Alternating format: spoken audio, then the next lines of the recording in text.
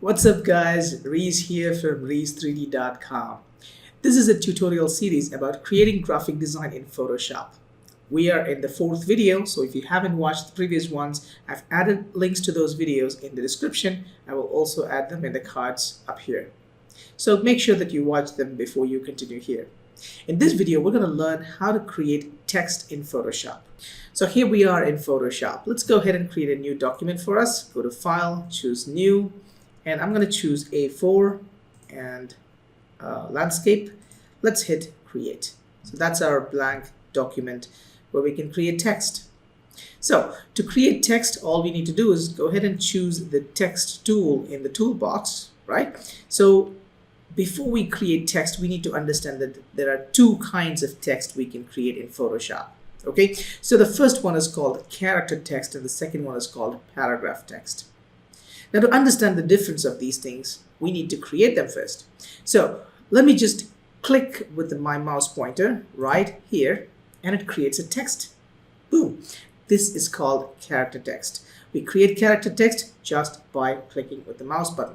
Now, depending on what kind of alignment you have chosen here, your text will appear from the cursor point. If I choose the left alignment, as you can see, it just moves to the right side. And if I choose the right alignment, it comes to the left side. So the place where you click the mouse will become your margin, depending on which one you want, whether you want it to be in the left side or right side alignment. Let's hit OK. Before that, I just want to push this back to the center. Now, depending on the version of Photoshop that you have, you might not see this text right away. You might have to type it if you have older versions. I have 2020, so this is how it works, right? So let's create our own text. I'm going to type in here, welcome. That's it. So this is how you can create artistic text, or in other words, character text. Now, character text is basically a single line of text, whether it's a title for your logo or the headline for some kind of text document that you want to create, right? So just to finalize this text, all we need to do is click on this tick sign, or we can also press Control Enter. Okay, so that confirms our character text. That's it. So let's create the second type of text, and then we will get into the details of text, right? So to create a paragraph text, which is the second type of text, instead of just clicking, we need to click and drag, basically to create a boundary to create our paragraph text, right? So the moment I release, as you can see, it creates a sample text inside for us just to start with, right? So you can see that the text is too big. We want to make it a bit smaller. So to do that, I'm going to go up here to the text size, right? So I can choose a custom preset size. Let's say, for example, if it is some document, then probably we want to keep it at 12, not more than 12, I guess, so 10 or 12, depending on the kind of need that you have, right? And we have Arial font here. We can also change that to, let's say, something like Bell, I don't know. Okay, so whichever you want. So we can also change the font style. So you want to have it italicized, or you want to have it as bold, or you want to have it as a regular, depending on the kind of need that you have, right? So now let's see how we can modify this. For example, you can use this boundary box to adjust or decide how much space you want to give for this paragraph text, right? Now you can see that I can also write a second paragraph here. So let's say, well, welcome.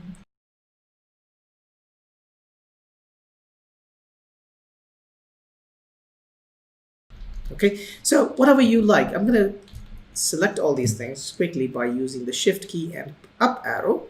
I'm going to copy this. I'm going to go all the way down here, press Enter, and then I'm going to paste. Now watch what happens when you have text that goes beyond this box. So let me just pull this up, as you can see. Watch what happens to this corner. So let me just click it up all the way there, and you can see that when the text exceeds the space that we have, it shows us a little plus sign here. That means that we have more content in there, so we can actually expand this to reveal the extra content that was hidden earlier, right? So that's paragraph text and artistic text. Now, sometimes I might say artistic text, I might say character text. They both mean the same, right? So Artistic text or character text gets created when you want to have a single title, or if you want, basically when you have a single line of text, right? When you need a paragraph of text, you need to create the paragraph text by clicking and dragging a rectangle to create the text inside it. Great. Now let's see how we can manipulate either the character text or the paragraph text. To manipulate these things, we need to go up here and click on this little button, which will reveal us the character window and the paragraph window, right? You can also go ahead and choose window, and here also you can find character, which will open up the same window here. Now, before we move on, I also need to point out what happens in the layers, right? So if you look at the layers, all the text elements that we create has this little T icon. That means it is an editable text. You know that Photoshop is a raster-based software, but texts that we create have the ability to scale to any big size. That means like it won't lose its quality when you make it bigger. To preserve that as a text, you need to make sure that you always have this icon. If you lose this icon in any case, just undo that to make sure that you have your text as editable and manipulatable as possible. Just to make changes to this welcome text, I'm going to select it. And here we have all kinds of options that we want to change. So we have our font, so I can just click here and I can change to the different fonts. As you can see, when I make these changes, I get a live preview of what kind of changes are happening there, right? We can also do the same thing from our options bar up here, right? So I can just click here and I can change to different fonts and I will get a live preview. Okay, now we can also change the font style. So this font doesn't have much of font style, so let me just change to something else. And there we have, let me change to something else. I think this guy has some.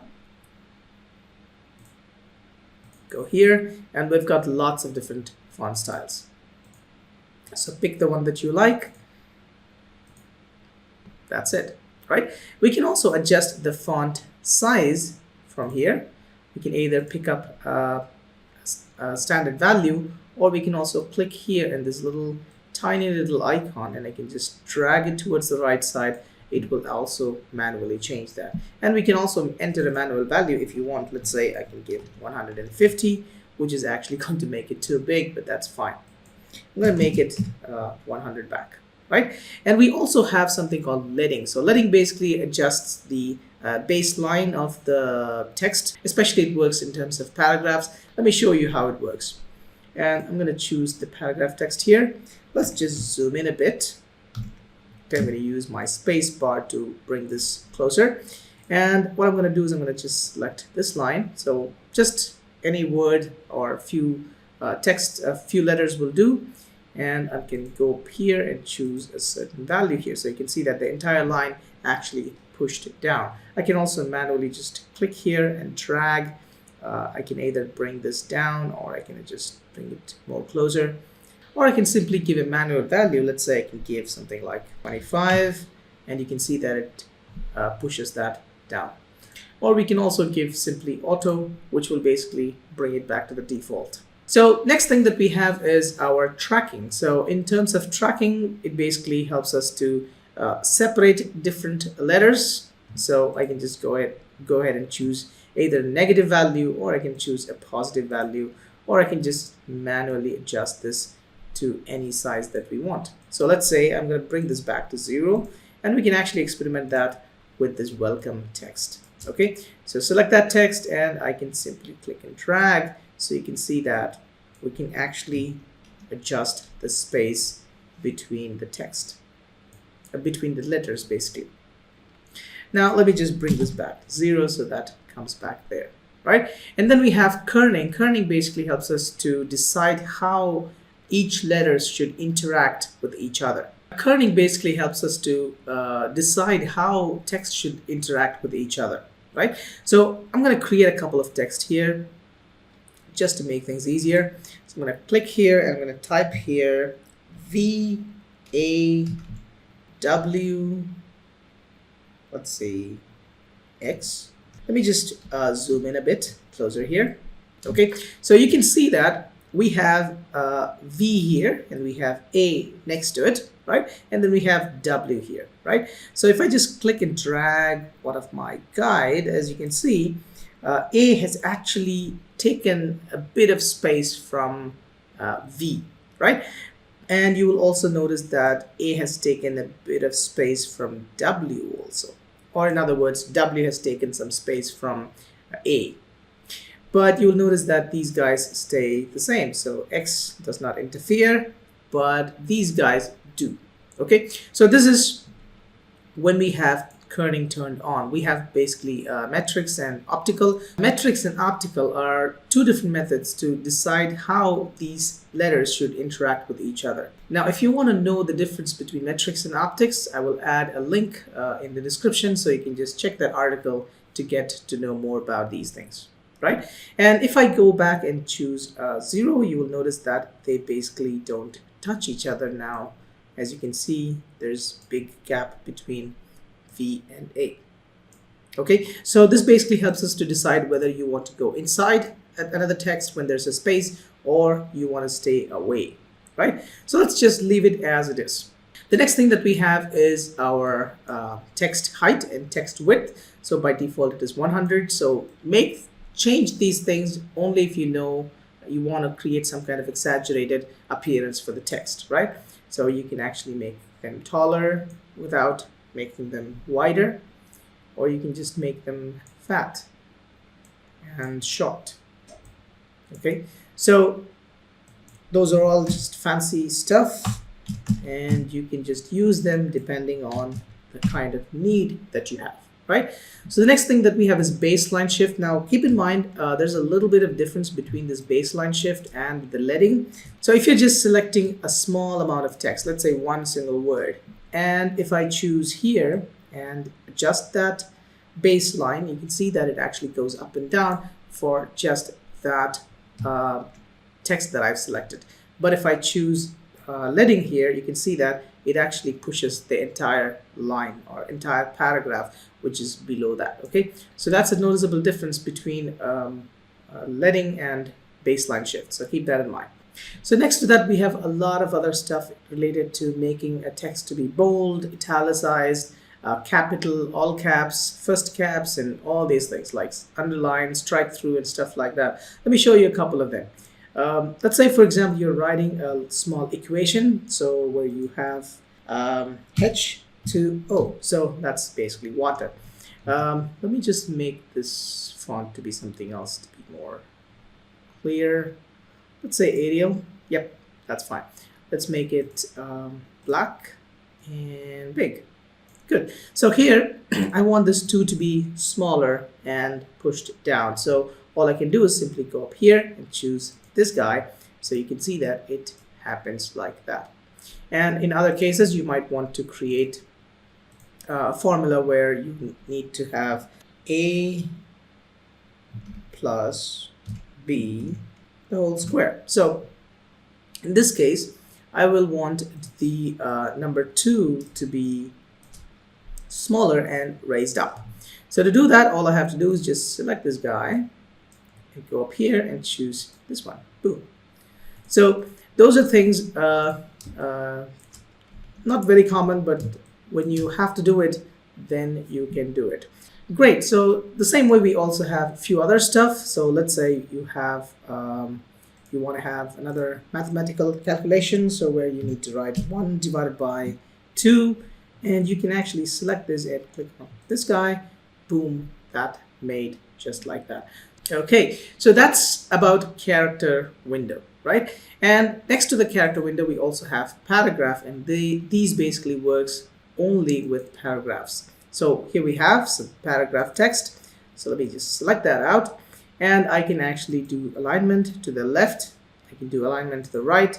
I can align it to the center. We also have a justification. So that means like I can justify both the sides to align with the edges. And you can see that when I adjust this width or the size of the box, it actually gets aligned properly no matter what size I keep, right? And I can also justify both sides and keep the last line in the center. And I can also do that with the other side, or I can also justify all the lines. Good. Then we also have some kind of indentation to be created. I can also push this, all of them with a certain number of value here. I can push them from the right side. Okay, I can push just the first line. I can also push the first line down or the entire paragraph down just by using this value. Well, it didn't work. That's because this is the first paragraph. Let me try on the second paragraph here. So let me just click that and drag. As you can see, that gave that space, right? And we can also push it down, so that actually pushes the next paragraph below it. So those are the tools and options that we have in terms of modifying or manipulating the characters and the paragraphs that we have, right? So let's look at a couple of other cool stuff. So if I just select just this welcome, I'm going to delete all these other guys just to give some space here. I'm getting a widest threat. Come on. Don't do that. Okay, so let me just delete these guys. There you go. So we have just our text, welcome. I'm going to get rid of these guides here. So let's just click and drag, click and drag, click and drag. Oops. Click and drag. There you go. So I want to do some more modifications to this text, right? So let me just select this text. Okay, you can also right click and select. You can also click here to select it, or you can also take the text tool and then click on that to select it, right? So if I just go back to my text tool here and go up here, I will basically have a little T sign, and below that there's a little curve. Okay, this is called a warp text tool. So if I just click on this guy, and we have a lot of different styles here. So by default there is none. If I go ahead and choose this arc, boom, that's it. So it's basically manipulating or bending the shape or the text to fit into any shape that you want. You can also decide how much you want to bend or which direction you want to bend, right? And we can also do some horizontal distortion, boom, to extreme. Or you can also do it the other way. This looks more like Superman logo. Remember the old days of Superman? Yes. It's a bird, it's a plane, it's Superman. Let's undo that to get back here. And we can also try other stuff, just like, let's say, just the arc for the lower side. You can do it just for the upper side. You can choose vertical, horizontal. So you can basically try out all these different stuff to get to the kind of result that you want. So if you want to modify your text like that. We also have arch, bulge. Well, that's a little too extreme. Let's do it that. Yeah, that's it. Okay, so we have fish, wave, lots of different things. You can just try it out, find out whichever suits you, and that's it. So we're gonna hit none here for now and say okay. So that's basically about text in terms of artistic text or character text and paragraph text. But would it be cool if you can create text on a path or manually edit it based on the control points? Yes, that's what we will be doing in the next video. So stay tuned, get subscribed, like this video and share it with your friends, and I'll see you in the next video. Take care. Bye-bye.